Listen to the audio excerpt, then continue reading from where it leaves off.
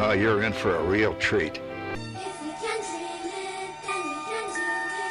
Yes, we can, yes, we can. Hang on to them hats and glasses, 'cause this here's the wildest ride in the wilderness. Hey Disney fans, come join the fun. Corey and Lawrence, the magic's begun. From the parks to the stories we adore, let's dive into the magic. There's so much more. It's the DIZPod, where dreams come true. With Corey and Lawrence, we'll explore with you. Entertain and teach every step of the way. With stories and facts, we brighten your day. From Disney history to tips and tricks, we've got the magic mix that always clicks. It's the DIZPod, where dreams come true. With Corey and Lawrence, we'll explore with you. Feel the magic, the joy and the cheer. Together we'll make memories year after year. The DIZPod, the DIZPod, let's all sing along. With Corey and Lawrence, the magic's never gone. Bringing joy to your day in every way. In the DIZPod, where the magic's here to stay. You are now listening to a member of the Disney Podcast family. Head over to Disney Podcast Family on Instagram to see all the latest posts for this show and links to other great Disney podcasts. Hello and welcome, everyone. We are back. It's the DIZPod, taking 2 weeks off, something that we have never done before. A little bit of a shocker there. We had one planned week off and one unplanned week off, so it just kind of hit that way. Bam, bam. Yeah. But we're back. We're back. We are live. We do it live because we do it for all of you right there in chat. Welcome in, everyone. We appreciate that. And of course, we're just as appreciative of all of you that listen to us wherever you are later on, recorded in all those different forms. Amazon, iHeartRadio, Apple Music, and Spotify. Love it. Welcome. We have a lot of new guests in chat. We appreciate you being here. I know some of you are looking for John. He'll be on in just a few minutes there. Yeah, so like Corey said, we were off for 2 weeks, and that feels really weird. Let's not do that again. Yeah, it does. You know, it's even just like if I take a rare week off from streaming, it's like just those first few moments, you're looking at the camera and you're like, okay, I actually got to focus here for a second. Just a little bit more than I do normally. Yeah, for sure. I see a lot of great new names in chat. Love to see that. And you know, yeah, like you said, they're here to see our wonderful new guest, and should be a great show. Yeah, appreciate everybody being here for sure. We're gonna have some fun. We're gonna try and hold Corey and John back from talking tech. We'll get to know John a little bit. If I let these two guys go on about tech, it'll be a 3-hour show. So we'll try and wrangle them in a little. That's a bonus episode right there. That's right. Yeah, that's right. So I actually have great weather here today, which is pretty nice because I haven't been getting great weather. It's been raining like every day over here. So I feel like I'm in Florida in that respect. I just drove out of torrential rain, ran to my car, and when I got home, it was not raining, but it looks like it did rain. So, but I outdrove the rain to get here.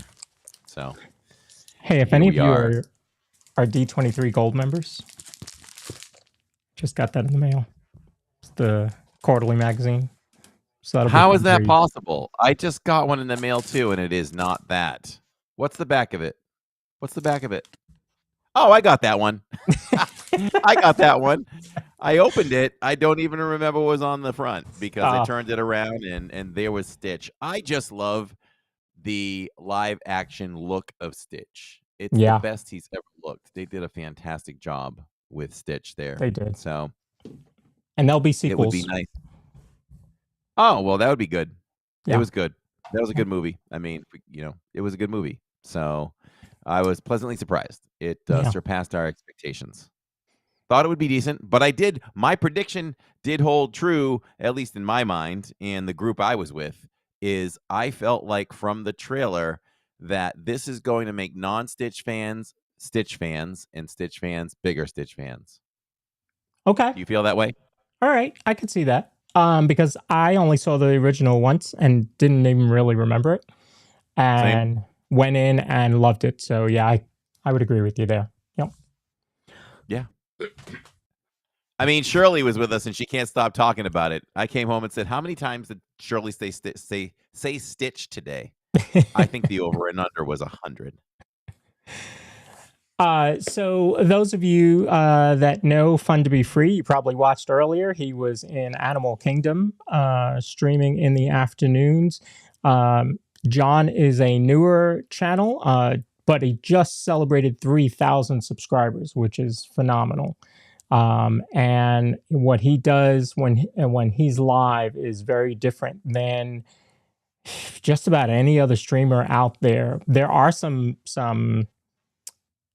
nuances that both of you use, which is pretty cool. So we'll certainly be able to talk to John about that. He's also a former cast member, so I want to know all about that. 22 years, Corey. 22 years he was a cast member. So yeah.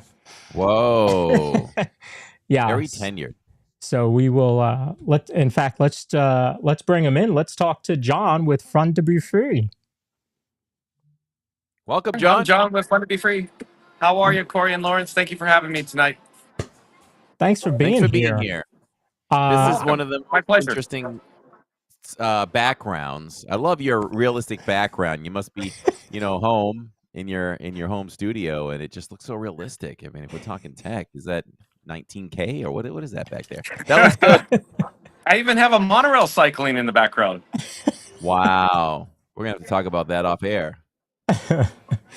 John, thanks for being here. Appreciate you coming in from the parks. John is our first guest that has come in from Disney World. I don't think we've. Oh, Aaron was at Coronado, the very first show. Yes. 98 episodes. So it's been 98 episodes since we've had somebody live from Disney World. So we appreciate you being here. So John, tell us. I'm always interested in new creators and how they, decided to get into this. But we need to go further back with you because you have a much storied history with Disney. So tell us, how did that come about? Well, it all started a long time ago in a galaxy far, far away. No, I'm just kidding. No, it was actually when I was in high school. I simply applied to the Disneyland Resort. In those days, it was a little different. So it was a small family shop in 1996, and it transitioned into what you know as today as Disneyland Resort with two theme parks. Disneyland Resort contains, of course, Disneyland and Disney California Adventure. Before, I actually parked literally at the doorstep of Main Street USA and walked into Harbor House. But simply, this story is real fast. I simply applied, obtained cast member status. The next thing you know, I was there for 22 years. And here we are today, live streaming. And when you started, did you think, I'm going to be here for 2 decades? No, not at all. In fact, I thought I'm only going to be at Disneyland probably most likely for 4 years while I attend college. And then I'd probably go out and find a real job, quit. But as it turns out, I enjoyed it so much. I enjoyed making the magic for everyone. And a quick background, I actually worked attractions and parades and show support. The attractions that I worked were like Splash Mountain, the Haunted Mansion, and the Indiana Jones Adventure. And then I actually transferred departments into parades and show support. And pretty much every parade you could think of from those days, I drove the actual parade floats. The most famous example, of course, is the Main Street Electrical Parade. My most favorite float I ever drove was Elliot, the big green dragon. Stop playing. No No, way. I'm not kidding. Okay, now we're on the subject. I've shared this live before, but Elliot, I call it the Wizard of Oz because it's essentially the wizard behind the curtain, right? So in the float, it's big float, big wide open. You could literally throw a party inside and go down the parade route. But the float, Elliot, it has 2 steering wheels. So obviously the same steering wheel that you could drive like a car, but there's one off to the left as well. The left one has a little lever on it. And so as you turned it opposite directions, it would turn the head and the neck along with the tail.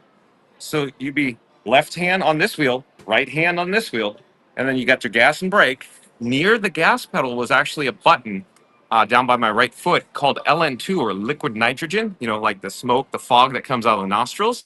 And then you had the lights. There was a light array of switches. So when the cast member or the actor, the performer up on top of the neck, the head, if you will, would say, Passamaquoddy. You turn the lights off, you hit the LN2. Meanwhile, you got to keep parade pace. You have your foot on the gas and the brake. You're doing the head and the neck and steering. And then on top of that, my left or right knee was always on the real steering wheel.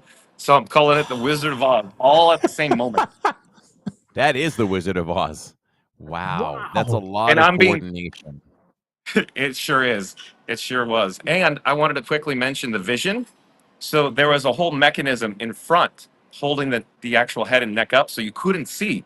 You only saw out of the scrim slots directly to the left and to the right. So you didn't have forward facing vision. You had vision essentially this way. Only narrow, tiny slits. In addition to that, the green lights. There's something about green lights behind the scrim, or think of it as mosquito netting. When you put the green lights to it, it's impossible to see through the scrim.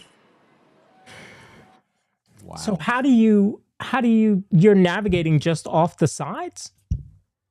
Well, it's not exactly left and right. It's more Sure. Yeah. forward direction to travel off to the sides. Okay. And then your vision was the level of trash can. So you couldn't see the ground. Literally, Okay. all you saw was trash can level. Wow. So how I drove the floats was by perception, by feel. You got real good at knowing the parade route. You got real good at knowing the elevation and how the floats reacted. That's how I drove. And in fact, every time I drove the parade floats, I can never remember like how I got down the parade route. It'd always be like peripheral vision, and I never paid attention and just zoning out, and next thing you know, you're in the gate. And this is a 20-minute route, right? Plus Correct. the pre and post, I'm assuming, added some Correct. to that. Wow. That's amazing. So how many of the floats did you drive? Countless. Yeah. There's so many to count. So essentially, I worked all parades. Even when I worked attractions, I worked guest control, where I didn't actually drive the floats in the parade until I transferred to parades and show support. So I essentially participated in every parade from 1996 through 2018. That's a lot of parades, folks. That's a lot of parade units. A lot. And in fact, here's an interesting thing I brought up, I think today. Kevin, the bird from Up at Sure. Disney's Animal Kingdom theme park? That's the exact identical same one that I used to actually tow. When I say tow, I literally had to trail it because it's very delicate. You couldn't put it on a trailered, actual trailer and tow it. You had to actually tow it behind manually. And so many of the times I would have to tow Kevin up. So every time, or to the parade gate, that is. Today I saw Kevin. I'm like, hey, that's the exact same bird. Lots of memories with Kevin. Wow. Which parade was that in? That was at Disney California Adventure. That was the Pixar Play Parade, Okay. if I remember correctly. All right. Anything, any of the floats unique, other than you talked about driving Elliot, but were there any where they said, okay, we need you to start driving this, and you were like, yes, I've made it? Okay, so here's a quick story that they probably don't want you to know. So the people in charge kind of just went, John could do it. So I kind of got that reputation, but I got to be very careful here. Disney is very by the books, very by the logistical operating guidelines, or the LOGs. So as it turns out, how you're trained in the floats, you actually have to have a trainer. You have to go through the motions for safety, so on and so forth. But at any rate, so a lot of the times, a lot of the people in charge just went, throw them in. So the way I got thrown into Elliott was trial by fire. And then after I went in the gate, the person in charge goes, somebody just told me you were not trained in this float. Is that true? And I go, yeah, I thought you just said get in. And I just got in. And they're like, yeah, it looked like you knew what you're doing. So we didn't say anything. I'm like, okay. And then they said, you're Wow. signed off now. So I got to be very careful with that. So please don't share that story. So Yeah, as we're live. Okay, if you work for Disney, just close your ears. That's fine. Yeah, exactly. So, do you have a favorite parade to watch? Oh boy. Now here's where it gets interesting. So this is gonna get juicy. I of course love the Main Street Electrical Parade and Paint the Night, but I am extremely excited for Starlight. So of course for the nostalgia for Electrical Parade, but Paint the Night is just so much fun. Yeah. Yeah, I was watching it. Some of the streamers were streaming it, obviously, with the 70th, and man, it just pulls in every direction, right? Because it's just beautiful, and there's all sorts of stuff going on. You've got Tinkerbell up there flying, and then you hear, and I won't remember the name of it. Give me the name of the song from Main Street Electrical Parade. Baroque Hoedown? Yes. And you can hear it. You can hear little pieces of it in there, and you're Exactly. like, "You're doing it." That's all I needed was just that little bit. So I'm telling you, Yeah. they say that we may, it's supposed to pull on that Main Street Electrical Parade. If that's what Starlight does, I'm all in. I think they're gonna absolutely knock it out of the park. Do you plan on being there? I'm assuming. Yeah, for the I opening. plan on being there on the 20th. So just for reference, I do have a Disney Park Pass reservation already secured. So do I. Yeah, we'll see you there. I was. We knew Corey was going to be there. It didn't matter what day it was going to be. He was going to be there for Disney Starlight, I'm sure. Yeah. The news dropped while I was live, and right there I booked it. I don't know where I was, if I was in line in a queue or something like that, but I booked that within seconds. Yeah. Yeah. And Better I have a safe than trip. sorry. That's right. I have a trip booked, so I'll be there from the 2nd through the 7th of July. And that announcement came out, and I was like, that means I'm not going to be. I can't go if I was just there. And Catherine, my fiance, was like, why don't you do a solo trip for that weekend? And I immediately booked. My hotel is already booked, and my ticket, my park pass reservation is secured. So, yeah, I will be there. And then you popped in the chat, said you were going to be there on the 6th, if I remember correctly. And then I went, oh my gosh, Lawrence was right. He nailed it. That's what we thought, right? We thought it was all all falling into place. We were 2 weeks off, but at least I'll be there to say goodbye to everything over there. Yeah. Like my daughter's never been to Tom Sawyer Island, so we got to take her and go do that. So speaking of that, and speaking of D23, of all the announcements we heard at D23, what was your favorite? Oh boy, you're putting me on the spot here. You're going to have to refresh my memory. So you guide had- me in a direction. So you had Cars Land, you had Villains Land. Sorry, Monsters, I'll go Villains. I'm super excited for Villains simply because it's kind of like at Disney's Animal Kingdom theme park. Remember the flying coaster that never materialized for Beastly Kingdom? Yeah. My assumption is it's going to be very similar to that, and that is essentially the holy grail when it comes to roller coasters at a Disney park. I love it. I mean, you think about it. You got the Monsters Door coaster coming, and if you get that, Disney's a really different world. Really different world. So you're a cast member for 22 years. How do you end up in Florida? Oh, it's simple. I'm an Epcot person, as you know, and I just simply want to be closer to the magic at Epcot. So long story short, I essentially lived an entire lifetime at the Disneyland Resort, and I wanted to start a new chapter here at the Walt Disney World Resort. And you just never know. Maybe one day I could hire into the Walt Disney World Resort, bridge my tenure, if you will, and maybe, electrical water pageant, maybe. Maybe I could have 27 years of seniority. You just never know. How cool would that be? Oh, man. I love it. And so Epcot's your favorite park. I believe we've talked about this before on Stream. Guardians is your favorite attraction? I'd call it my most fun roller coaster ever because I got to be careful on the words because my most favorite attraction, if you will, is the Haunted Mansion. Yeah. That was not on purpose, folks. Just happened to be.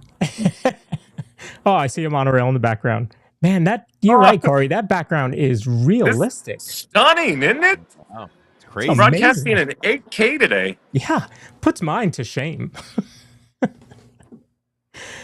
So then you become a streamer and get 3,000 fans overnight. How? Tell me about that. It's simple. I just wanted to be creative. So I started a YouTube channel in January 2021. I did vlogs and shorts, a lot of resort reviews. Next thing you know, I'm thinking, I think there's something to this streaming live business. In other words, the interactive chat. That's what I was going after. So I went live just to, test the waters, get my feet wet. And so I just started Googling for the next, literally 2 years, trying to figure out how I could do this effectively. And I was just working on it for many months. I really started getting serious last November when I started doing all the artwork, the animation. And then, of course, I went live February. In February, essentially, I went live daily. Not every single day, but most days live daily. And I just can't get enough. It's just so much fun. It's just been such a wild and crazy ride. It's been so incredibly cool doing what I do. And tell us, so a couple things that you do that's different for those of you that don't know Fun to Be Free. John is very interactive and starts his shows with the news of the day. So he has a particular topic that he's going to talk about, and then that gets the chat talking about it. And a lot of times the chat doesn't know about the news that he read. Or the other day, was it yesterday? You did 100 different tips. Oh yeah, it was 2 days ago, I think. Yeah, 2 days ago. And there's all these tips on how to work the parks and how to really have the best experience in the parks. But then today, what was your topic about today? Dinosaurs and snacks. Dinosaurs and snacks. So tell us a little bit about that. Well, we went to Disney's Animal Kingdom theme park, and in Dinoland USA, there's a new excavation snack, where there's a little tiny sugary egg, and you can break it open, and then there was a little dinosaur inside. So we went to go review it, try it. And of course, with dinosaurs, then I went on the world-class attraction called Dinosaur. So dinosaurs and snacks. So the show always has, and I'm calling it a show, the show always has a theme. Correct. You're also very interactive with the chat. And I know that your viewers tend to like that because they don't feel forgotten. How did you come up with that concept? Oh, it's just simple. People tend to be, people, how should I say? People tend to like being recognized and interact with the host. I think it's just that simple. And it makes it so much fun for me. So I don't stream a lot from the parks. But I know that I've done it by myself. In fact, Corey and I went to the Christmas party together in November.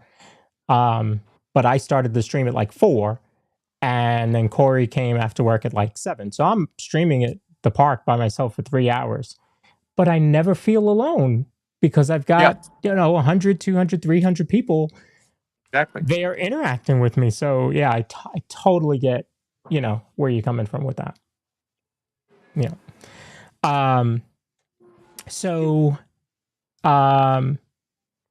Corey, he is very tech driven. And in fact, I don't know that you don't have a name for your gimbal, do you, Corey?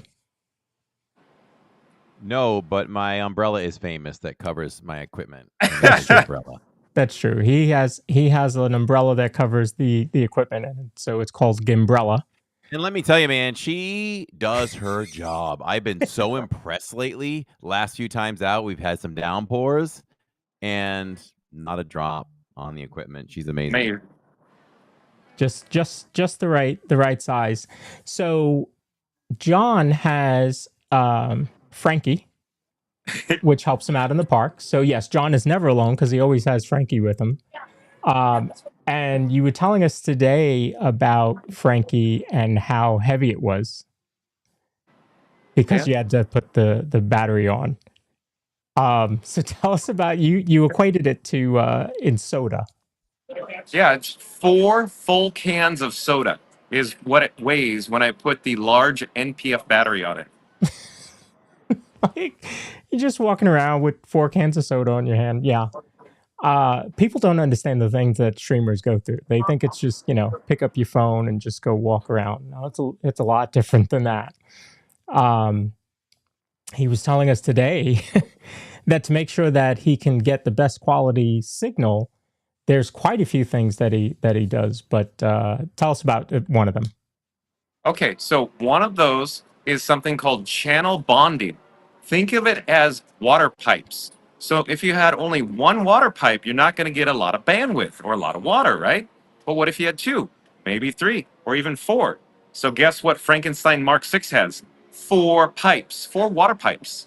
So what if you took all 4 water pipes, put them together, and you get one giant pipe?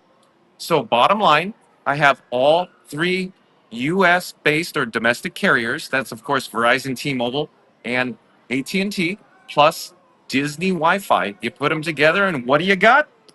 You get Frankenstein Mark 6 with ultra high quality, high definition. Nobody's doing that. Well, somebody might be. I don't know. I'm just not aware at Walt Disney World Resort. But I can tell you or assure you this: nobody has Frankenstein Mark 6 carrying That's around in right. the parks. I can assure you that. That's right. I mean, the stuff that, and that's why I really wanted to talk to John, because Corey and John both want to bring the highest quality tech that they can to you, and they want to deliver the best quality show, and now I help out with that as well. And so I think you're really just delivering something very, very different to the audience, and I think it's very welcomed in the community. Folks in chat, if you have questions for John, please put a Q in front of it so that I can easily see it, and we will ask John some of those questions. I'm going to turn it over to Corey. You guys can talk a little bit of tech. Lawrence is definitely correct. Always trying to, my ears always go up if there's an opportunity to bring something to the people that offers higher tech, a better experience, I am all for it. We were voted by Frommer's Travel Guide 2 years in a row as one of the top 10 streams to watch, not only in Walt Disney World, but in the entire world for Disney Parks content. And they called us, what they call us, Lawrence? They called us the most, was it the most professional? The most commercial? I think they used commercial. Most commercial channel out there. And I was like, huh. First, I wanted to be defensive. I'm like, oh, wait a minute. Okay. Because I want to have fun and loose and create a family atmosphere where people are relaxed with us. But I always also want to represent myself in the channel and my family as professional, because we're trying to do something professional. And sounds like that's what you're doing over there too. So you talked about Frankenstein. Is it Frankenstein? Yep. And the four outlets, the 4 signal producers. Are you finding that your stream is does it lag less in certain areas? Is it better than what else people are putting out there? In my opinion, the quality level coming from the 4 pipes or the channel bonding is far superior, simply because think of it as a diversified portfolio. In other words, if you lose a carrier, you could rely on 2 other carriers. Likewise, if you lose 2 carriers, you still have 1 carrier. If you lose all 3 carriers, you might be on Wi-Fi. When in fact we streamed the Snow White or Seven Dwarfs Mine Train yesterday for the first time, it was really rough in the station, but we were on Wi-Fi, so we had a little bit of weak reception. But have you streamed it, Corey? Seven Dwarfs Mine Train? Yes. It's funny when you stream a lot in every area. My mind, I can tell you what to do in every inch of Walt Disney World.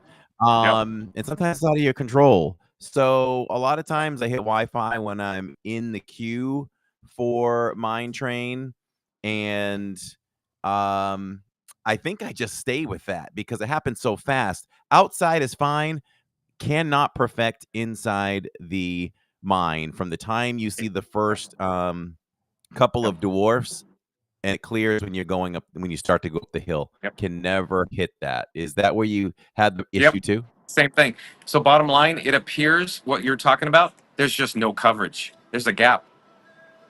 Yeah. Yeah, and certain rides have that. How about Haunted Mansion? I've been struggling all of a sudden over what feels like over a month now, Lawrence, Okay. with certain spots in Haunted Mansion. Now, it's always had a couple spots here and there. You get a little lag, it clears up, but it's been rough lately, and I heard other streamers are having difficulties. How about you? Interesting. Same here. Same here. So it's for me. It's in the stretch room, and somewhere around the Hatbox Ghost. It seems like. Yes, as you turn that corner and you see the eyes on the wall, that's where Yep, I start to right there. anticipate some drop off. Yep. We might get it far enough to where we can get the Hatbox Ghost a little bit. Then there's at best it's a little bit of a freeze, and then we pick up on the guy to your right in the casket, maybe halfway through. Yeah, the And then conservatory. typically we're good the rest of the way, but lately it's been there a little bit around Leota. Okay. The dining scene seems to be okay. Okay. But believe it or not, the first half of the cemetery has been tough.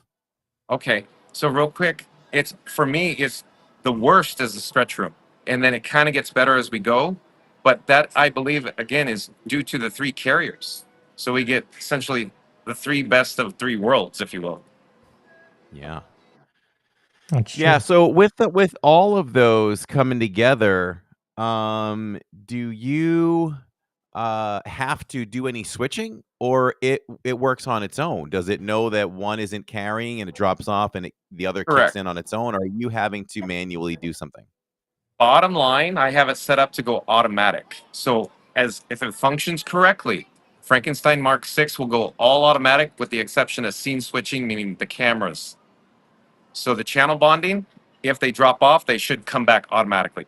I have had it where the hotspot or the data connections where the two phones talk to each other, they dropped off the cliff. In other words, it disconnected, decoupled. The hotspot became unsynced. When the hotspot becomes unsynced, I have to manually put it back in or lock it on. So that's the difference there. So I'm using the iPhone 16 Pro Max as the hotspot, where I can be using like a GLI net router. However, the challenge there is, of course, the unit's larger, generates more heat, and I have to have another battery source. That means a whole nother backpack. So I'm trying to keep it a small package and, of course, as minimal weight as possible. So that's why I'm using the hotspot on the iPhone 16 Pro Max on the streamer phone. Real quick, Corey, the streamer phone I call Iron Frank, and I have Batman and Robin with me as well. I love it. I love it.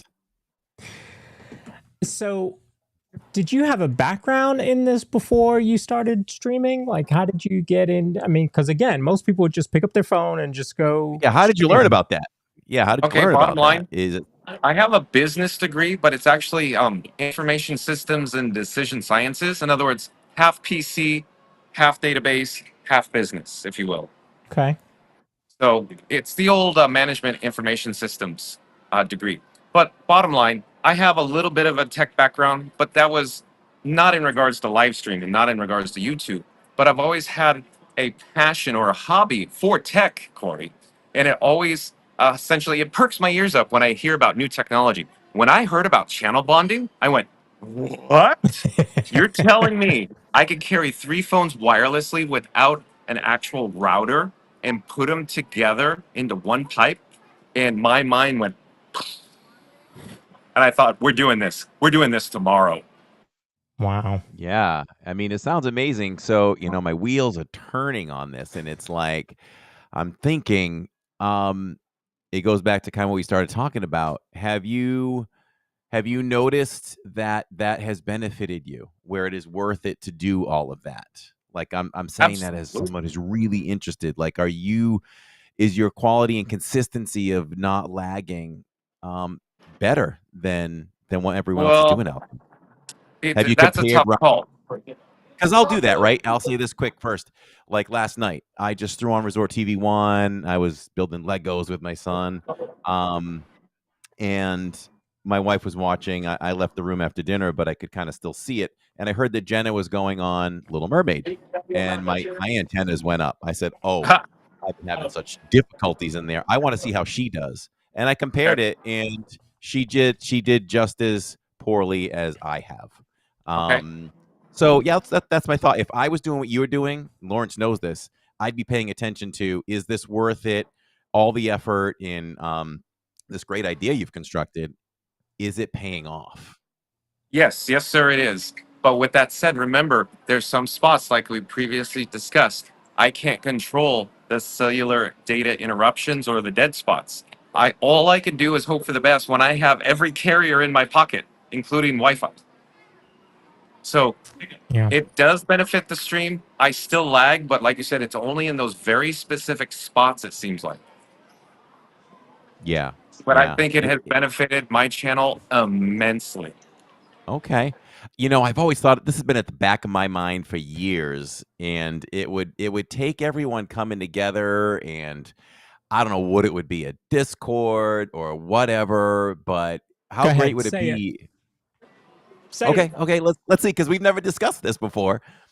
How great would it be if we had a way to all reach out to each other and just know what's going on? Because sometimes, like we're talking about Haunted Mansion, right? Haunted Mansion was fine. We knew a couple of spots where it would lag. Okay, we accept it. We get to see most of the ride, 85% of it or 90%. But then when you turn around and you have a bad night with it, okay, we'll chalk that up. The next night you go out, it's bad again. I take that to heart.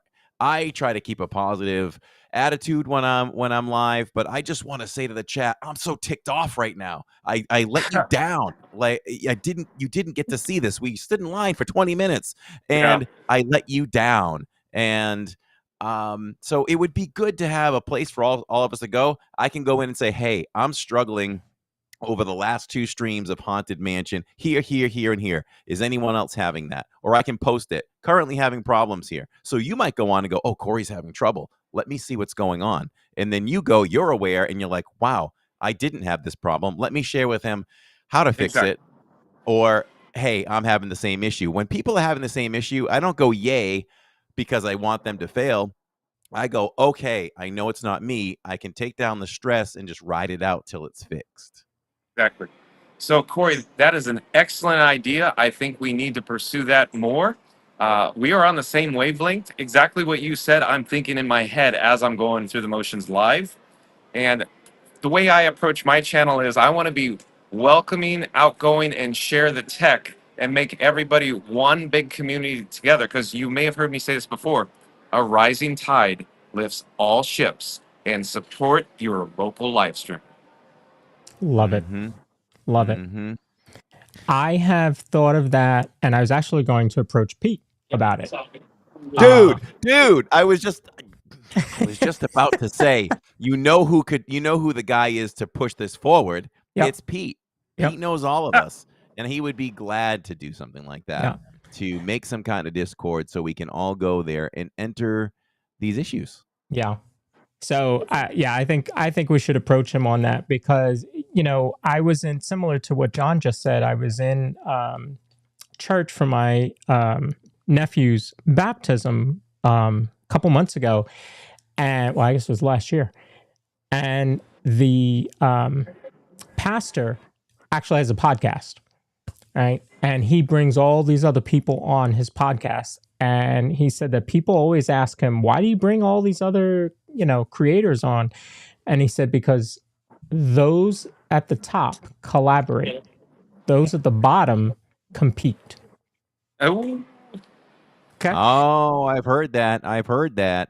So there's no, especially like, okay, you guys might be out at the same time, right? Your 2 channels might be out at the same time, but for the majority of the time, you're actually not, right? John is daily in the afternoon. All right, so he's got that afternoon, like that drive time, the drive home time, right? And there's people that have the morning shift, and there's people that have late night. And so, if we pull together we could grow the community for all those folks in chat and be able to deliver much better quality for all of them, because at the end of the day, that's who it's for. It's not for the three of us on the screen, it's for everybody in chat. And so I just think that if we focus on that, and you guys are hearing it first here, we're going to work on this. I promise. Yeah.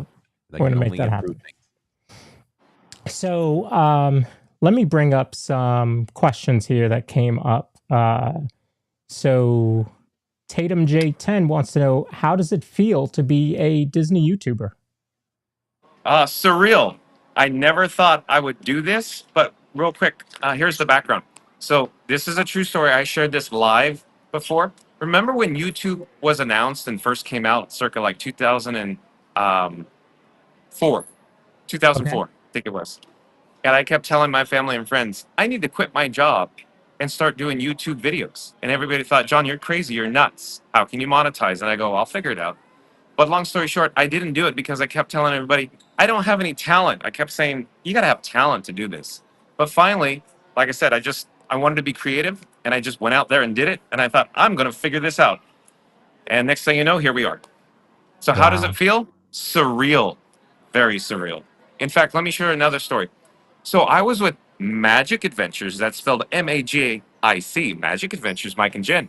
And I watched them before I met them. And so I ran across them in front of Tiana's Bayou Adventure. And when I approached them, they said, they were taken back because they thought, there's a guy live and he knows who we are. And I go, of course I know who you are. You're Magic Adventures, Mike and Jen. You do awesome stuff. And next thing you know, I'm in their outro, a very special, touching, intimate moment for both of them. And I'm thinking, I'm literally fanboying it up right now with Mike and Jen. And I just literally watched them live just moments before, I went to the Magic Kingdom. And I thought that was just a special moment. So that's another example how it just became so surreal and full circle for me. Yeah. Wow. Let's see. Not So Scary Mary TV says, John, do you have a favorite park to stream in? I do. Everybody knows this. It's Epcot. I mean, I would think, most of us have a favorite park, so it's also the favorite park to stream in. But I guess maybe if it was tough, if you battled a lot of lag, you'd be like, well, it's a lot easier at Magic, even though I'd rather be hanging out at Epcot.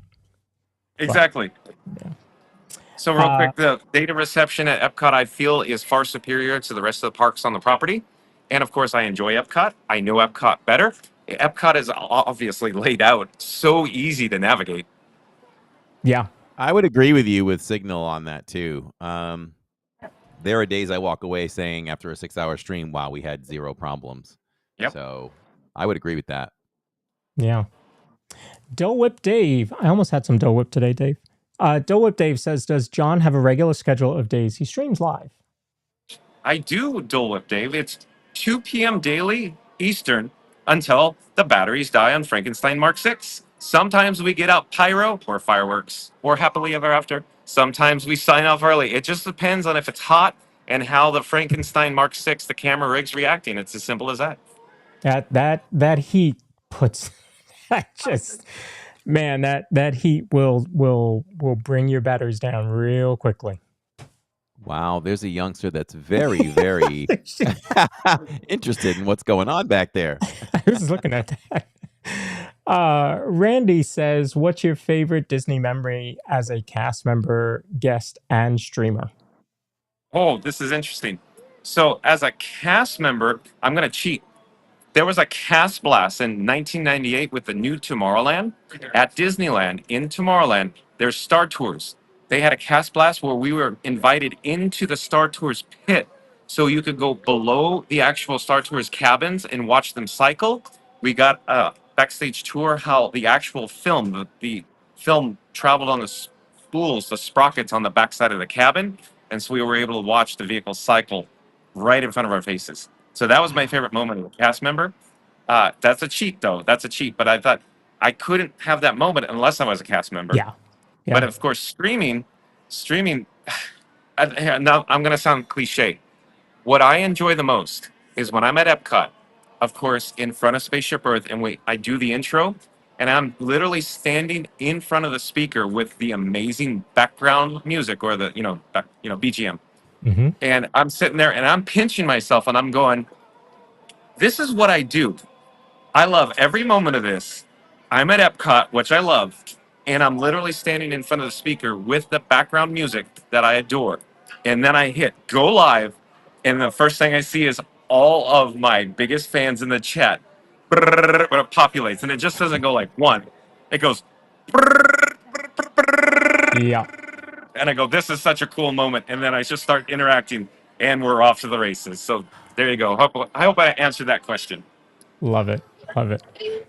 That's one of my biggest chill moments. For anybody that doesn't know, we actually had a documentary film done of us, and over the last 6 years of the channel, and now into our 7th. And there's a scene in the beginning of the film where you see me at Epcot, and I am about to start the stream, and it's a behind-the-scenes shot of how it goes.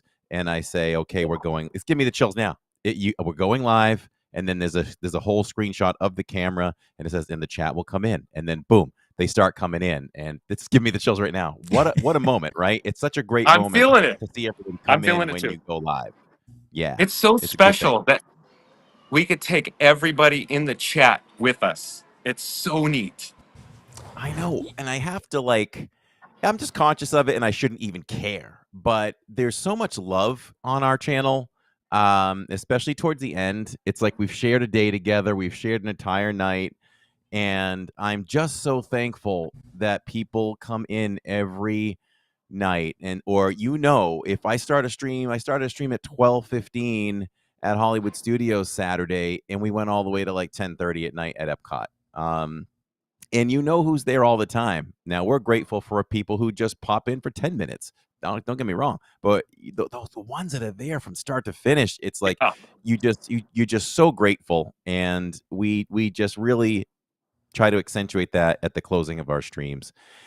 And sometimes I go, God, how many people think that I'm just being corny right now? But I'm not. It's heartfelt. It's like, thank you so much for sharing this. I feel like I've taken you all day today in the palm of my hand, and we did so much today, and it was so much fun. So Yeah, I agree. I concur. Right there with you, including the chills. When you said you got the chills, I still yeah, have the chills from talking about the chat, how cool that moment is. yeah, it's really cool. Amazing. I think you have some more questions there, Ron. I mean, Ron. I just saw Ron in there. Ron, Yukon Ron. But yes, we see a very good mix of my community, your community. If you're enjoying this, definitely subscribe to John. Subscribe to us over here at Living in Diz. We're live Wednesday nights, all day Saturday. We do something that nobody does. I don't think anybody does. Nobody's still doing a family, right? We've been doing this is our 7th year of a family, a husband, a wife, 2 kids. They're growing up a little bit now. They're not the Simpsons, so they're fading a little bit. But yeah, we do this podcast. We just have just tremendous love for what we do along with John. So subscribe to both channels for sure. Yeah, You have yeah. more questions. And if one of our mods can drop John's link in the chat, John is Fun to Be Free on YouTube. So Sharon wants to know. I'm gonna interrupt you for a second because I had this question earlier today, and while I have it in my head, you know how easily they can fall out. Good thing I have the headphones on because it stays in a little bit longer. Fun to Be Free. I think I know where you got that from. Where did the name come from? Real simple. Epcot, World of Motion. World of Motion has its theme song. It's fun to be free, to be on the move. You got it. Wow. I even have the sea serpent on the banner. Ah, see? Yep. That's what stood out to me. I'm like, I think he got that from the song.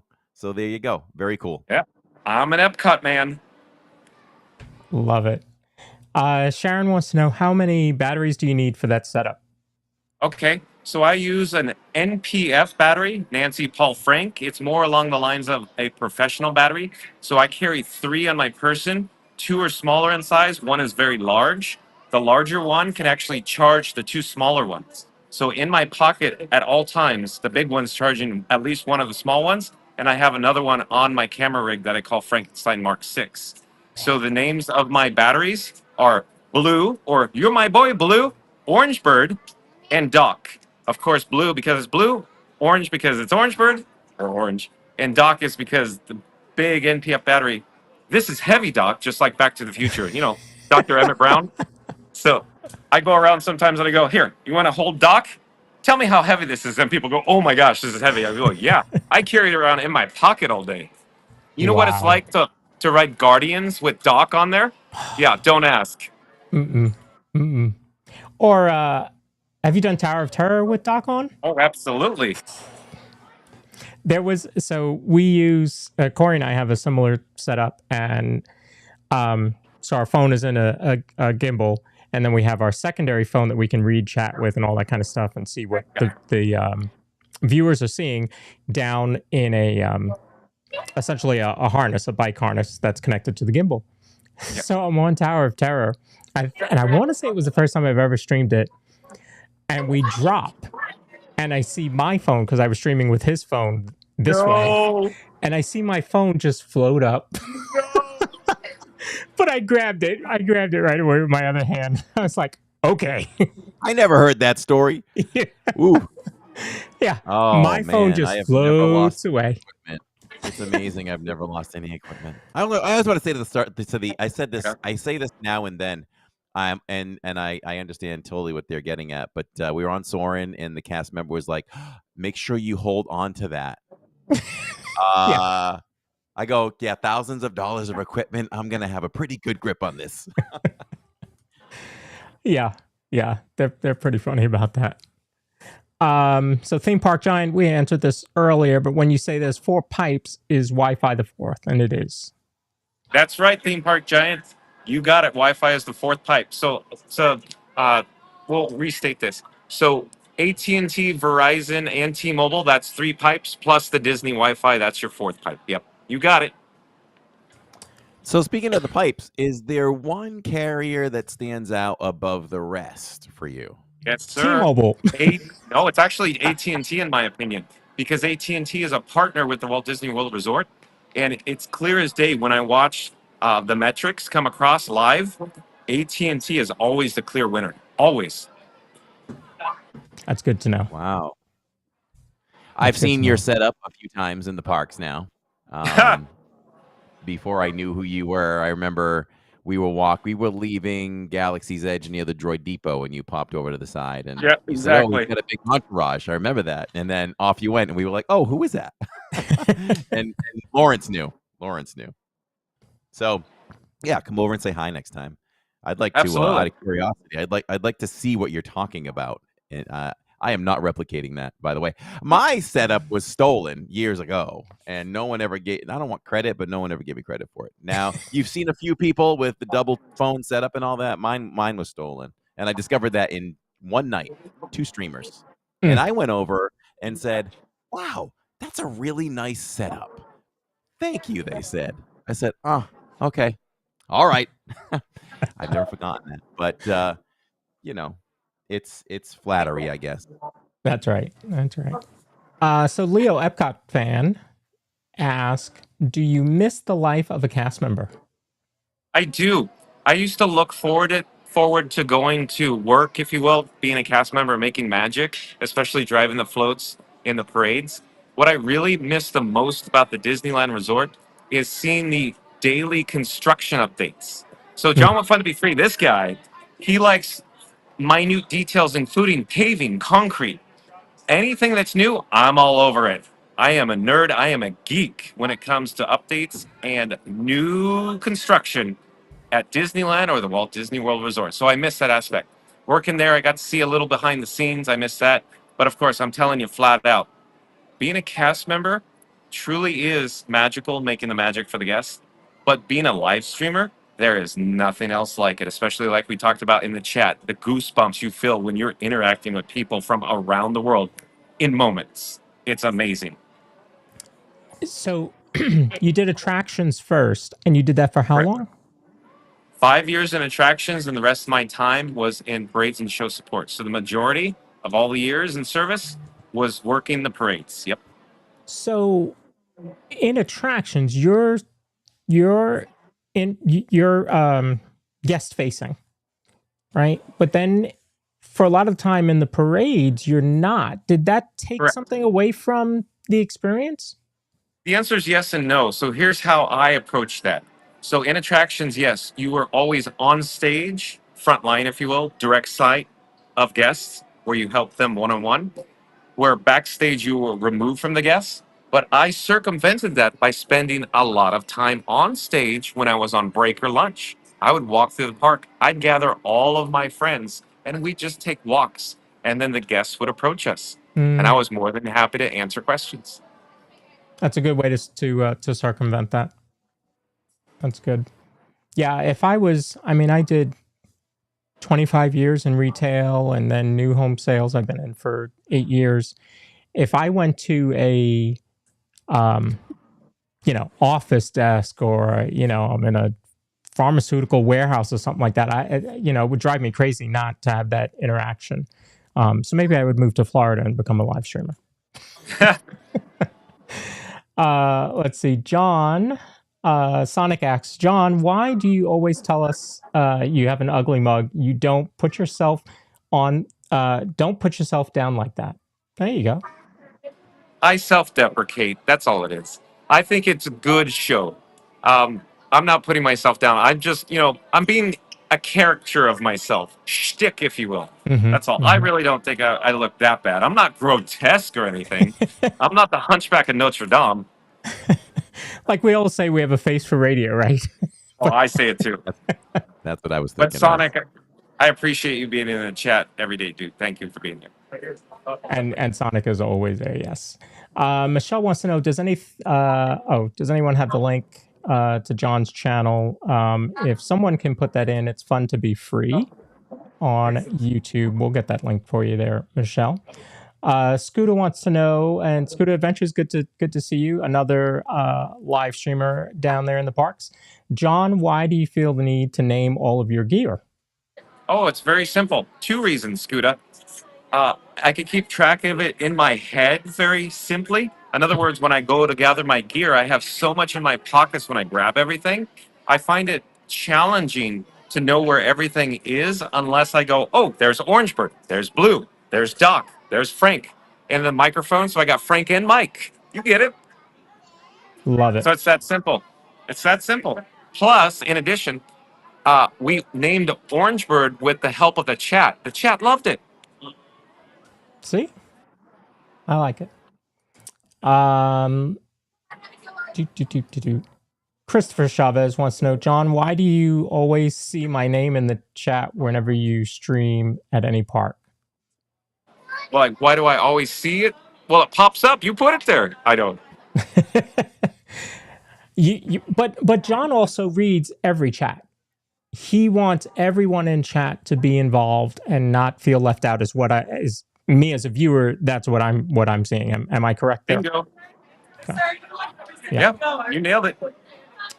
Jalen wants to know. He says, John, Epcot is a good ride. Epcot is an amazing park, Jalon. As you're aware, it's my most favorite park in the entire world.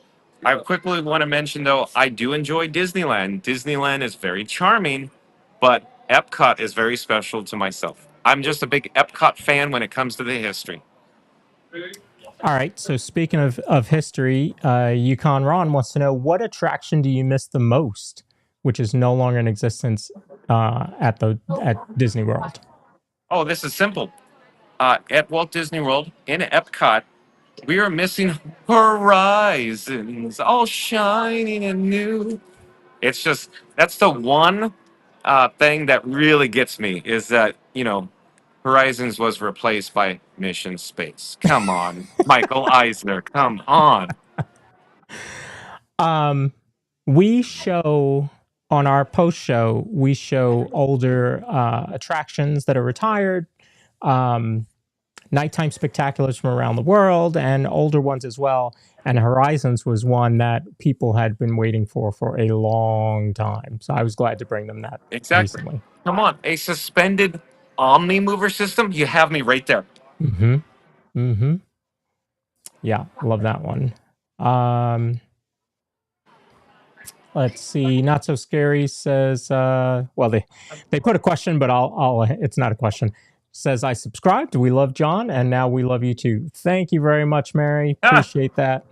Yes, thank you so much, Mary. We appreciate that for sure. I mentioned that in chat.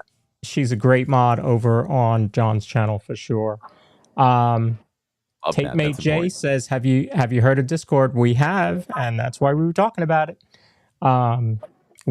It's funny though, the three of us are not in the Discord generation.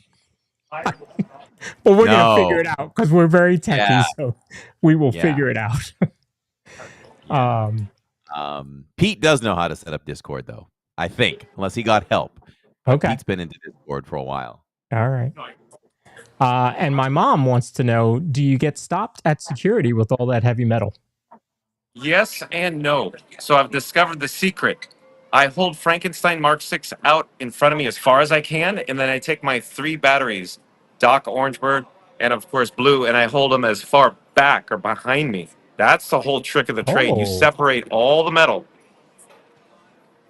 I've never seen anybody. I always hold my, my phone, my battery. I'll hold everything out in front. The other thing that I always get stopped with is this bag. Oh.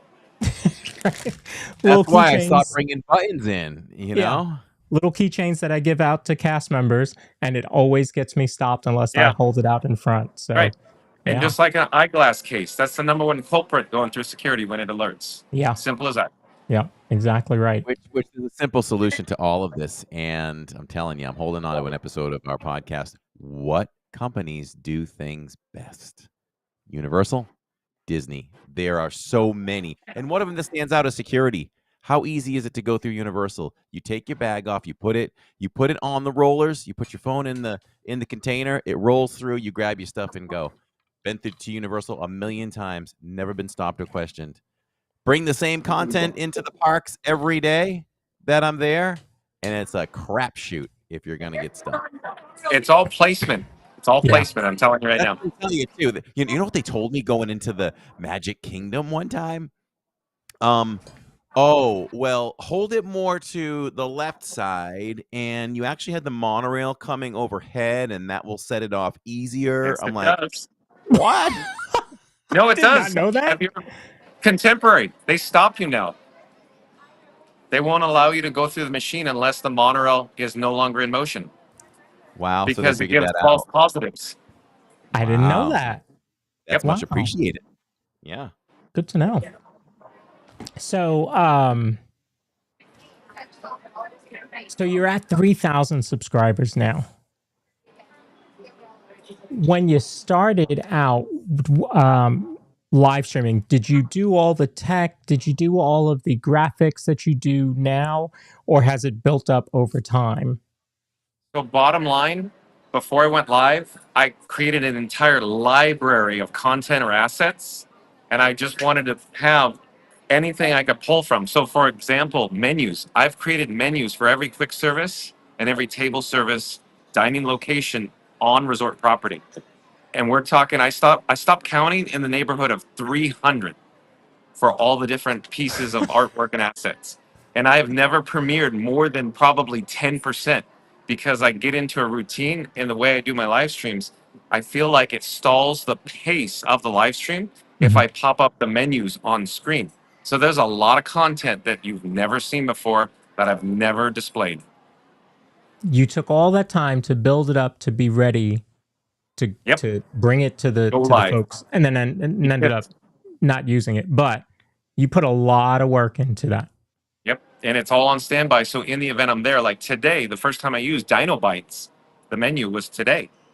But it's been sitting there all along. It's just I had no desire, no need to go to Dino Bites because I'd always go to, say, Restaurantosaurus. Yeah. Wow. Do you get axed in the park when you're in the parks? You know, because this happened to Corey the other day. I think because Tammy had her pass holder shirt on. Somebody said, "Oh, you're a pass holder. You look like you know what you're doing." And then they asked her a question. Does that happen to you a lot? Do you get asked questions? I really don't get asked questions except for who is this guy and what is he holding and why is he standing in front of me yelling at the top of his lungs and who is he talking to? That's what I get asked. Yeah, yeah. What is that? What do you work Exactly. for? Yeah, yeah. Because you've I seen always it in the mirror. say, I'm sure. Yeah. oh, sorry, I'm sorry. I was gonna say, I always say, there's so many people, unless people, sometimes there's people off camera. I notice every stream, there's definitely there's a number of people that wave or stare because they are interested in what you're doing. But then there's also the others who scowl at you because of what you're doing. So there's a lot of those reactions that don't get noted when I'm Yeah. walking around, but Yeah. maybe the It's audience very sees it. polarizing. Yeah, Yes. And I yeah. can tell too when people want to be on camera. I'm thinking of cast members in particularly. There are times where I can just see it in their body language or something they're starting to say to me, and I'll go right to them, and they love it. They absolutely love it. But you're right. It is polarizing because there are times when people. Well, it happened to you today. I don't know if anybody caught it, but I did. Where people, what are you showing? Why is it on your screen? Blah blah blah. It's like Yeah, I'm you not. saw it. We're not trying to do anything weird. Just film in the parks. People happen to be in the parks. I don't know what to tell you. Oh yeah. See, Gen W is asking along that same line. Do you ever have people get mad at you for filming them? The answer is yes, occasionally, but it's surprisingly very, very rare and very limited. Yeah. Well, I see a lot of times on Facebook. I'm in a lot of Disney Facebook groups, and a lot of times people will say, streamers taking over the parks, and they're clugging, they're clogging up the quick serve line or the new food booth for an Epcot festival, blah blah blah. And I'm like, where do you see that? Typically, it's one person with a gimbal. They're in front of them. They're not holding the gimbal out way over here, taking out, full wingspan. It's right here in front of them. And they're one person walking around the parks. You know how many times I walk through the parks and Catherine will be like, "Oh, there's Josh." I'm like, "Oh, where?" You don't notice, for the most part, streamers walking through the parks. But, people, I don't know. That's getting into the whole psychology of it. Christopher Solis wants to know, do you have a favorite window on Main Street? Oh, that's a tough question. Yeah. The answer is no, I really don't have a favorite window. I've never actually thought about that. Real quick, I'll guide you back to Epcot. Everything at Epcot literally is my favorite. So that's the best way to answer that question. I like it. Okay. Real quick, I want to mention, I've shared this before, but you've probably seen the T-shirts, and it says there are two types of people, and it has a picture of the castle and Yeah. Spaceship Earth. Yeah. Clearly, I'm a Spaceship Earth person. Yeah. Spaceship Earth is my favorite park. It is Corey's as well. But Magic is a close second, if I remember correctly. Do you know me? Apparently, I don't. Do you know? You don't know me. This goes along with my personality. I have a hard time making decisions, and picking the favorite parks and ranking them is no different. So I do this. We're splitting hairs when I say this. I gotta just lean with Magic because it's the OG. From there though, I've got to go Hollywood still just a little bit by another hair, 0.001. And then it's Epcot, right there too. I love all three in their own way. So I don't like to pick a favorite, but if I have to, it's Magic first. I love Epcot for its uniqueness. It's a total different mindset when we're there. I do love Epcot, Lawrence. You might have talked me into like second place right now. Because what do I listen to most for park music loops? Yeah. It's Epcot. I'm not lying. I was off for 4 days straight. Well, I'm always off Saturday, Sunday, but I tacked on some extra days Friday and Monday this week, and I did a lot of work around the house. And there was a lot of hours logged in for music loops for Epcot and no other park. So, and John was talking about listening to the music when he starts his stream. We always start our stream there. We always end our stream there. And that gives me a little extra energy. It really pumps me up to have this Epcot type of music behind me. and just do the intro. I'm like, wow, this is just like it was made for the intro. It's really a great spot to be. So yeah, Leo says Epcot. Leo Epcot fan 21 says no contest for me. It's because it's in your name. Yeah. You can't change it. You were forced to like Epcot. It's part of your name. Yeah, sorry, bro. So let's talk a little bit about the news that came out this morning. I can tell you, I was driving to work, and I got to a stop sign, and it popped up on the notifications, and so I had to pull over and post about it on Facebook. So we have a closing date for Rivers of America, Tom Sawyer Island, and the Liberty Bell, and it's going to be July 6th will be the last day.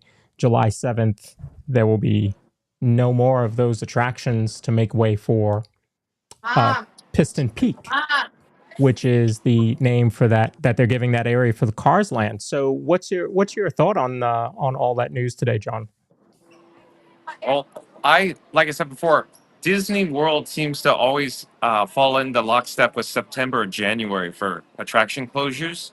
But my assumption is they're onto something different. How do I say this delicately? I don't think the attendance is coming in as strong as they would like it to be for 4th of July.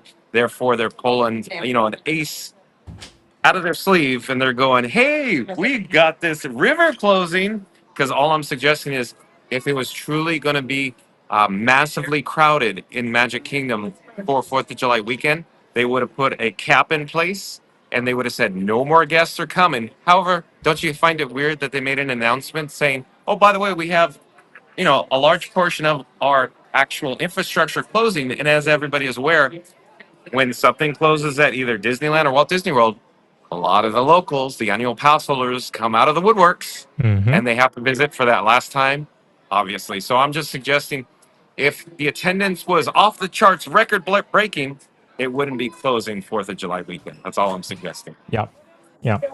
Totally buy into that 100%. Disney does nothing by accident. So I like it. I agree with that. Now, so they also announced the railroad will be closing that same day on the full loop. So the Frontierland station will be closing, and it's going to operate in a shuttle mode between Main Street and Fantasyland, going back and forth. And they're actually going to modify some of the benches so that they're, facing both ways because some people can't ride facing backwards. So the train's going to go backwards? The train is going to go backwards. Wow.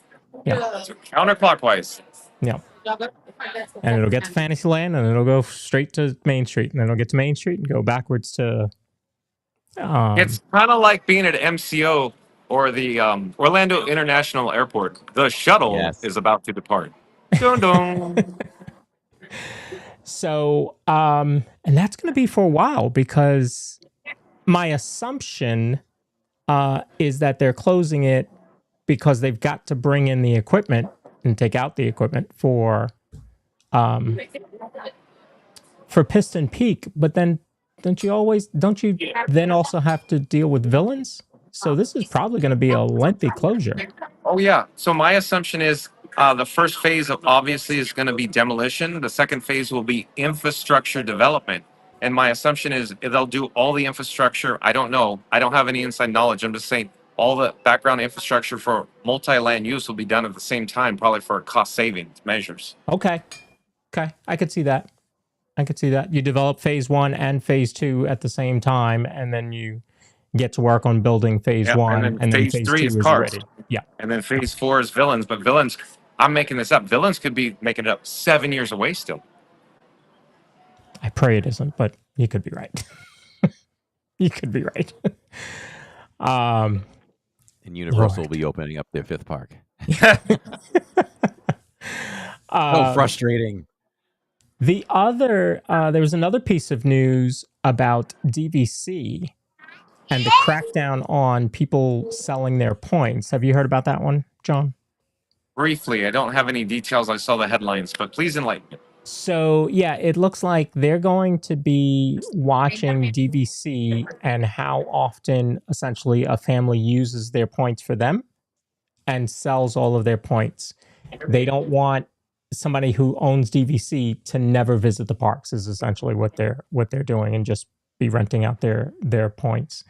I'm not DVC, so I don't know how I would feel about that. I mean, I'm sure it's got to be a balance, but if you're using 90% of your points to sell or rent to somebody else, I think that's going to be a problem for Disney. Yeah. So Why is it a problem? What am I missing? And is Disney? Are we alluding that Disney might try to stop this?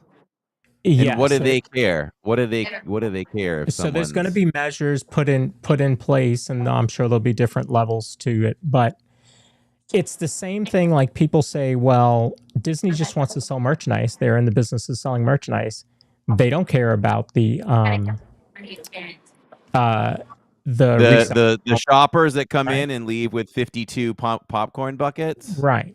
But they You do and I care share the to an same brain. I was thinking extent. the same thing. They do care to an extent about those folks because they are then disappointing 50 guests that are coming into the parks that can't buy that because the reseller is gone to buy them all so that they can sell them on eBay. In a similar fashion, not to that extent, but it's almost like remember when they cracked down on the VIP tours, people that were doing third-party tours in the parks? I think this is along that line. They don't want people coming in and making money off of Disney and not doing the experience themselves. Nailed it. That's to me is what this is, Again, I'm not So DVC. what do you think they'll do to solve that? Put it in the contract, like you are restricted from doing this? Oh yeah. If it's not already in the contract, I mean, Lord only knows how long that contract is. If it's not already in the contract, it's coming. It's coming. I mean, they can do it. They can do it. Yeah. Yeah, they will. But does that hurt sales? If you're like, wow, I'm really bound to this. I mean, you shouldn't buy DVC if you don't intend to use it, all the time. We all come into play, I'm not DVC either, but if you have it, you do come into moments where, hey, I just can't use this. I need to have an option to sell it off. Maybe they should make it an option where you get to hold on to your points a little bit more or a little bit longer if you are unable, rather than lose them. Yeah. Yeah. Tiki middle Man ground. fan says he loves John's chosen location for this interview. That does make sense, Tiki Man fan. Oh, it's just a green screen. Yeah, that little girl that was standing behind you. We don't know Just what goes along with all the tech, That's right. That's right. It's crystal clear, amazingly. And then there was another piece of news. I don't have the specific date. I want to say it was August 8th was the date. I know it was August, was the closure of, over in the other park in Universal, Rip Ride Rocket. Yes. Not sad to see that go, and I'll say why. It's a fun coaster. It's fast. Love the opportunity to choose your own music to ride through it. That was all great. A little bit of a rickety coaster, though. It would definitely mess with my neck and probably give me a potential headache for a few hours. So didn't like that part of it, but nothing like going up on your back for so many stories and just looking around and being like, whoa. So there's some definitely great things about it, but I'm happy to see what they put in place of it. Hopefully it's something good. They haven't announced. Nothing announced. Normally, right, John, we're used to, if we're taking something away, we've told you what we're putting in its place. So I don't know if they don't know. They have to know. So why aren't we saying They're calculated. They know. The marketing team is carefully going to announce them on very specific dates. Yeah, and they may be watching their competitor, right? We're going to hold this one, and we're going to wait because that's. Well, what I'm we going to do. say they're so calculated. They knew all these exact dates for announcements a year and a half ago. Yeah. John, have you been to Epic? No. Sir. No. Any? I'm dying to go. I'd love Okay. to go. It's just, we got to get there. Time. Yeah. Yeah. What's your thought on annual passes? I've been hounding on the fact that we're going to hear something by fall. I'm gonna stick by Oh, it because that's what I keep saying. Because they you need you us. nailed it. You nailed it. Kids go back to school. They're going to be begging you to buy an annual pass. Mhm. And do you That's very think true. would your guess be that they'll, for those of us that are annual pass holders for Universal and Islands, do you think that it'll just be an add-on option, or do you think it'll be something all by itself? That's a tough call because I think Universal, I'm making this up. I don't have any inside knowledge, but their data may not have arrived yet. They're gathering data yet still, right? The last time they have any data on a second park was all the way back from 99. So they have no recent data on this. That's a good point. That's a good point. Do you think that the previews help them gain some data? Oh, yeah, yeah. So they are very calculated as well. For example, the cap on attendance I heard was the 27,500. Very well done. Because you always hear stories like Disneyland day one, women's high heel shoes sinking into the yeah, into the asphalt. Yeah, So yeah, they don't want those stories. So I think they knocked that one out of the park with that. yeah. And now they're slowly increasing the attendance or the cap. Yeah, and this is another thing I've been saying all along. Like, if this was a cap, sure, the numbers look great right now. The wait times are low, but I feel like it could also backfire for them because where other people are saying this is a big park, I disagree. I don't think it's a big park. I think it's a small park, and I think it's going to easily yield 120-minute wait times for everything, and it's going to Yep. frustrate people. Yep. I I think love you're it right. though. Epic is amazing. I'm a big fan. And there's No, also they not a lot of attractions, right? It's not like you're going to Magic with 40 attractions in it. well, but I see it differently. For example, Disney California Adventure only opened with 3 major attractions. So I'm just saying, Universal Epic Universe is above the grade. Their capacity Oh. is large. However, their footprint is quite small in on-stage square footage. Mm, Yeah, okay. and a lot of their rides are like Peter Pan. It's low capacity to load. Yoshi's is couple people per unit. There's others too. There's others, but there's a lot of low capacity rides which are going to push up the wait times as well. It's funny. Uh, It's funny theme parks don't think about that stuff more, right? How can we Well, load they more know. people? There's formulas. They're calculated. Okay. The Universal Okay. Creative is knows what they're doing. I assure Yeah. you, they have formulas for everything. mhm. Nothing's done by mistake for sure with Nope. these companies. They're very calculated. For example, here's what I do know. Disney has 70 years or 7 decades worth of data. See what I'm saying? Good point. So Sonic has another question and says, "Do you ever get scared that you might not have the very best stream that you wanted?" I wouldn't say scared is the good word. For example, today we had some minor tech issues, and we were probably delayed a few minutes today. So the word I wouldn't say is not scared, but just um, I just have to roll with the punches. That's the best phrase, I think, because tech issues are expected. And my chat family is very understanding, and they wait, and they'll wait, and they'll wait patiently. And I'm trying to get online as soon as I can. Yeah, yeah. I mean, the dedicated ones are going to be there, and a lot of times in chat, they're bringing those that are new along. Hey, just hang in there. He's going to be right back. Don't worry. You know, it happened, right? It happened to us the other day, Saturday. We would have a glitch, and he would come back. Corey would come back, and that same number is right there. And I'm like, Yeah. the audience held. It's mind-boggling. Yeah, to no me. matter what there are nights where they don't though, and you can carry that with you if you let it bother you. You got to let it just roll off you and just move on, and trust that they'll come back. Or if they don't, then that group of people just weren't that interested anyway. But if they were interested, they're going to come back. But yes, we held those solid numbers on Saturday, no matter what happened. Saturday was Epcot, and it was like a nightmare for me on the tech side. If we had major lag, I don't know, Lawrence, I'll say 6 times. Two of them were my fault. Sometimes I'm just so into what's happening, I forget to take it off Wi-Fi as we leave an attraction and walking around. Then I'm like, oh, why are we lagging? Let me check. I'm on Wi-Fi, and I'll go rookie mistake. Sorry, everyone. But my phone also decided to turn on Wi-Fi on its own, which it's never done before. It did that twice to me, and then just a couple of glitches, just normal stuff. But the audience just came right back, so that made me happy. You dropped to 59 people. You're like, all right, let me bring it back and see what happens, and then boom, it shot right up again. So it was a good day.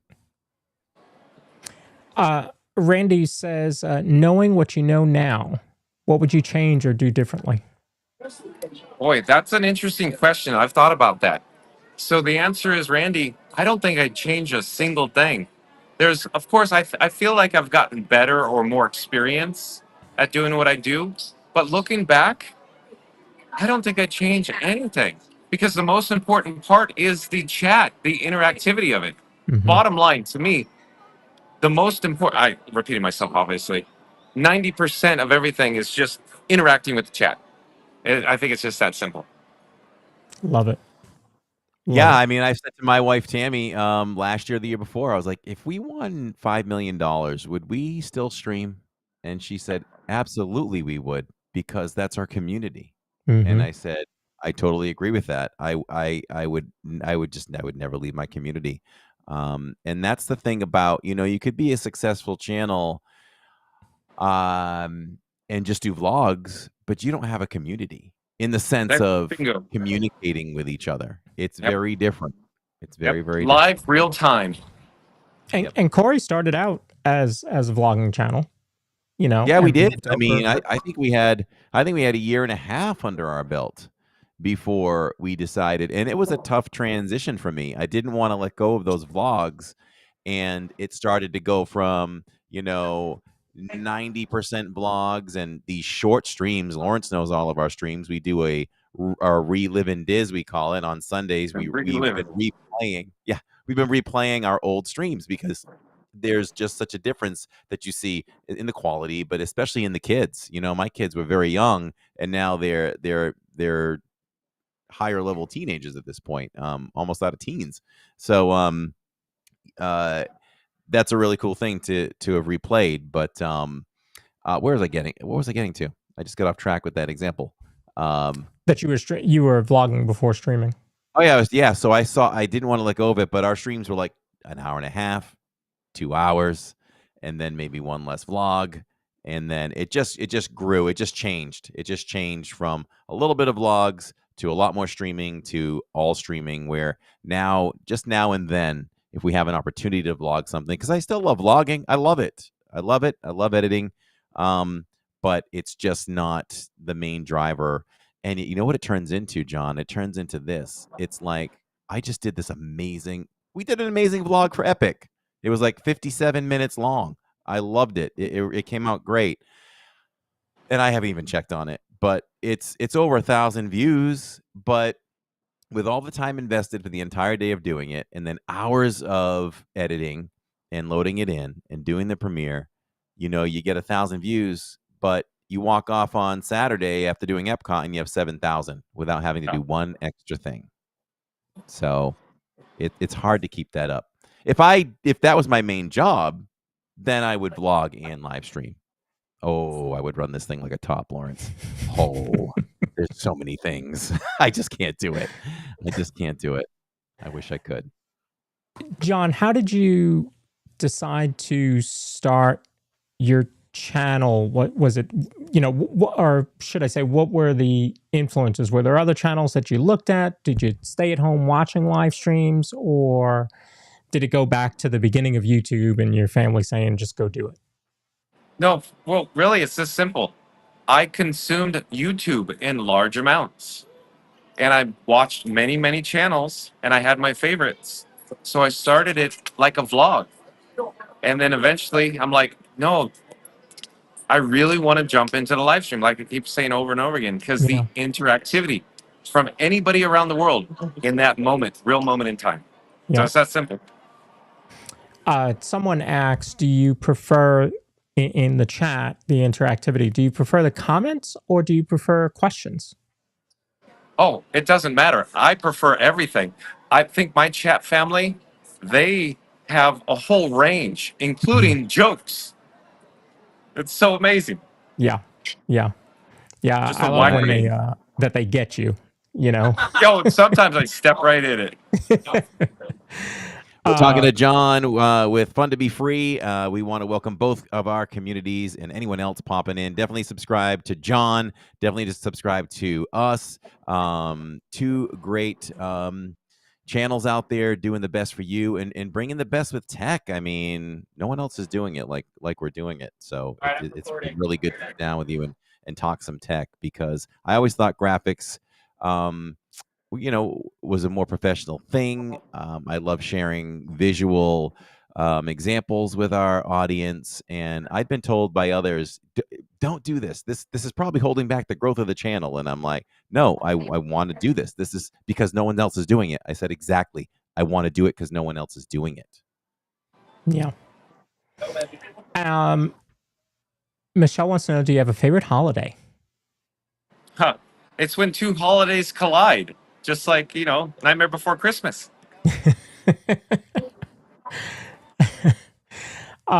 Speaking of that, have you done the parties over here?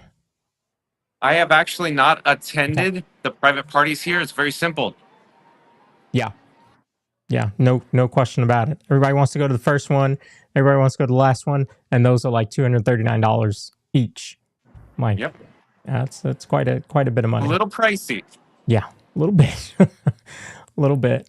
Yeah, sometimes, John, you just got to say, you know what, let the other people handle that, and I'll just sit back and I'll do my. I'll go to Epcot that day. Yeah, I totally get it. Every year, I start out by saying, yeah, I'm not going to go this year, and then it turns out to, well, maybe you should go once, and then next thing you know, I'm going twice. But it is very pricey, for sure. I saw another question here, Lawrence, that I think was directed to me. Do I love podcasting? Absolutely. And podcasting was made so much more fun. I have a radio background, although it be short. It was the first profession that I did. And just when it started to become popular a few years ago, I decided, whoa, it's this easy to get on and just talk in front of a microphone. So I gave it a try, and yes, I absolutely love it. And to do it with my partner right here has been 1,000 times better. When I first started, it was me talking to the microphone, and which is fine, but this is so much more fun, and to do it live has been phenomenal.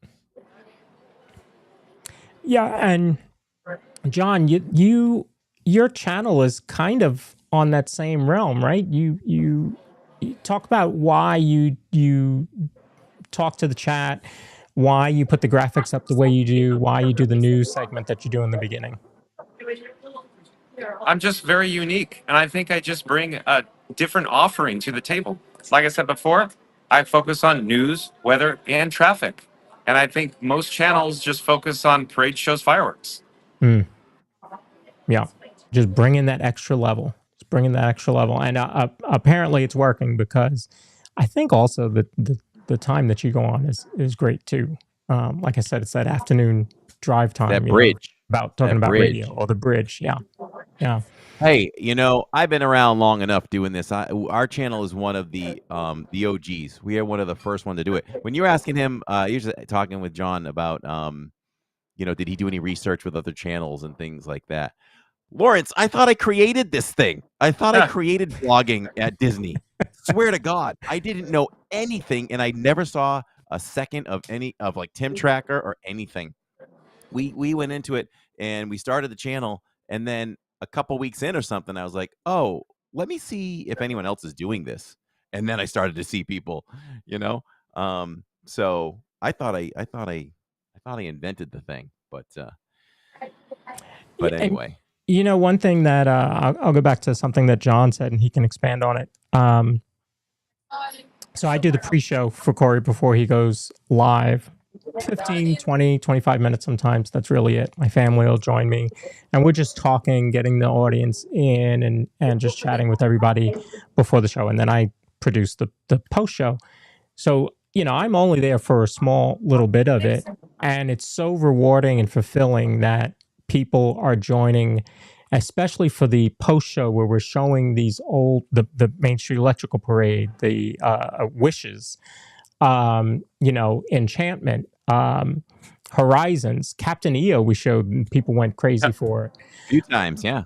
So, it's very rewarding and fulfilling to me because I realize that a lot of folks in our chat don't have that same experience that I have of going, 6 times, 7 times, 10 times a year sometimes. Or, Corey, who's out there twice a week, or you who's out there, like 5 Every times day. a week. It just, I think that the streamers that realize why they're doing it, they will grow exponentially over those that are just in it for their own reasons. Very rewarding. So I appreciate all the streamers that are in that same category. Yeah. I Agreed. find it very rewarding as well. You're right. You're correct. Sorry. Randy said Sean needs a complimentary fun to be free cup of water again. Thank you, Randy. It's funny, your channel, you have certain things that are yours, right? That complimentary cup of water, nobody has that. Nobody goes live on Saturdays except for Corey.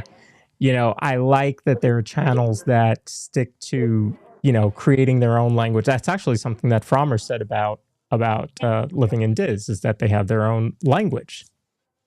Yeah, I just, DIZ is the end of our title, Living in Diz. It's a play on the word Disney, and there was a moment when we first started. I just started tacking on Diz to things, and I'll never forget. Jacob, my son, says, "Dad, you're all right. You're putting Diz on the end of everything," and I knew that it stuck, and it was a thing.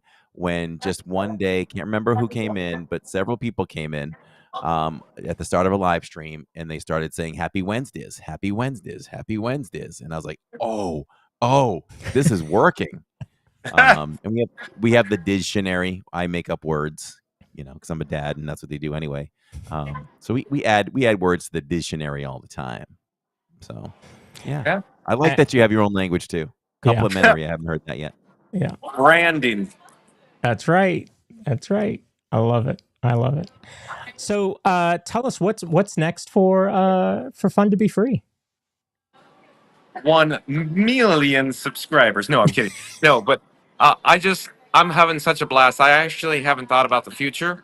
It's just I'm taking it one day at a time, and I'm already looking forward to tomorrow.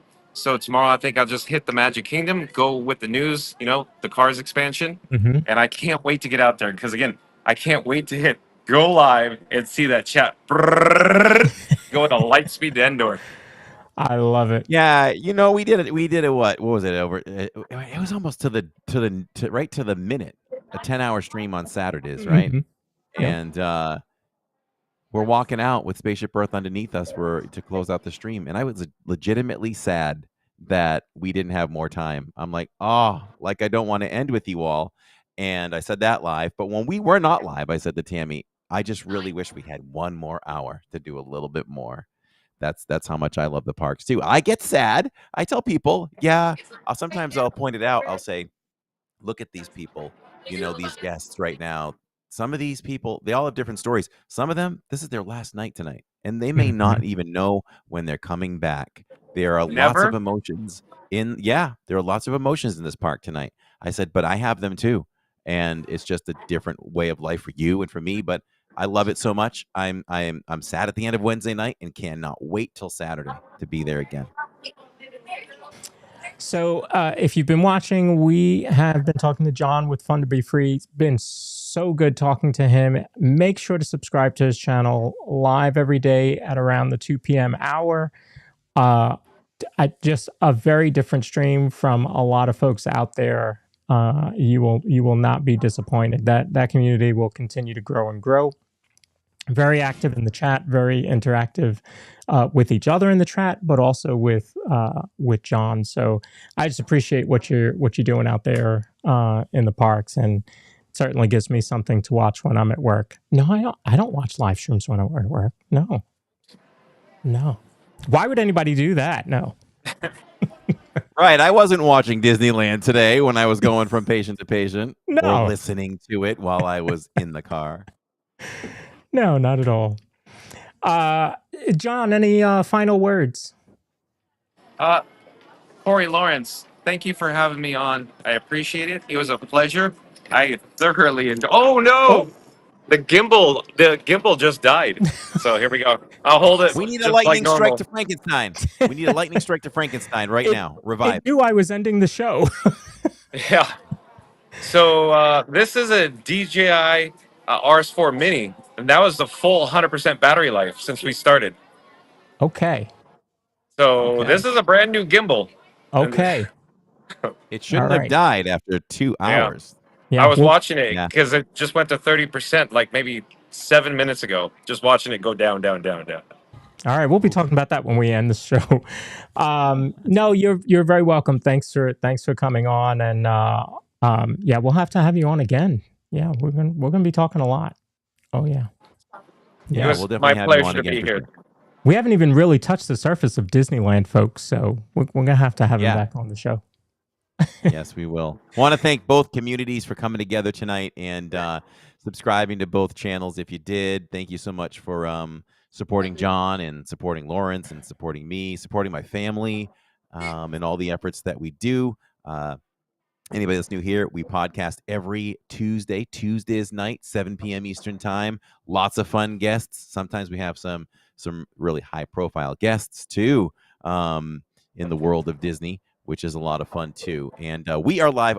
Our schedule is very consistent. We are live in the Disney parks, 6:30 p.m. Eastern time, Wednesday nights, and also on Saturdays, starting in mid afternoon and going right to close of wherever we are. So, and John's out there just about every day. So check us all out. All right, folks, thank you all for watching. Make sure to check us out tomorrow at 6:30. John, you're live at Magic Kingdom tomorrow around 2. All right, make sure to check out John. I'm going to drop his link in the chat again. While you do that, let's hit up our sponsor quick. If you're looking for a home that offers the perfect blend of luxury, comfort, and convenience with Disney World in your backyard, Victor Naraki is a licensed realtor with Vision Home Real Estate LLC, and he is here to help you find the home of your dreams. With over 15 years of experience in the Disney area home market and a proven track record of success, Victor is the perfect partner to guide you through every step of the home buying process. So why wait? Visit celebratingflorida.com today to learn more about Victor's exclusive range of properties and schedule a viewing with Victor. Your dream home is just a click away, and when we can, we love to simulcast Victor's streams on Sunday afternoons prior to Relive in Diz. So you can check that too. Out to look at homes near Disney. Yes. And I think he's streaming this Sunday, so I will be producing the stream on our channel. Sweet. All right, folks. Thanks for watching. Thanks for being here. We will see you all tomorrow night. Good night, everyone. DIZPod, where the magic's here to stay.